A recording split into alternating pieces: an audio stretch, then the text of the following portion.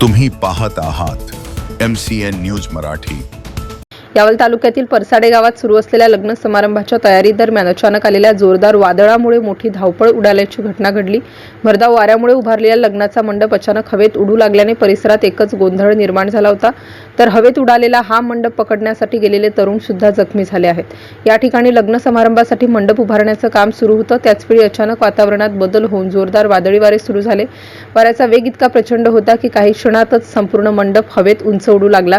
हा प्रकार पाहून उपस्थित नागरिक आणि नातेवाईक घाबरून गेले। दरम्यान मंडप उडून जाऊ नये म्हणून काही तरुणांनी धाडस दाखवत मंडप पकडण्याचा प्रयत्न केला, मात्र वाऱ्याचा वेग अधिक वाढल्याने मंडपासोबत एक तरुण काही फूट उंच वर गेला आणि तोल जाऊन खाली पडला। सुदैवाने या घटनेत मोठी जीवितहानी टळली असून संबंधित तरुणाला किरकोळ दुखापत झाल्याची माहिती प्राप्त झाली आहे।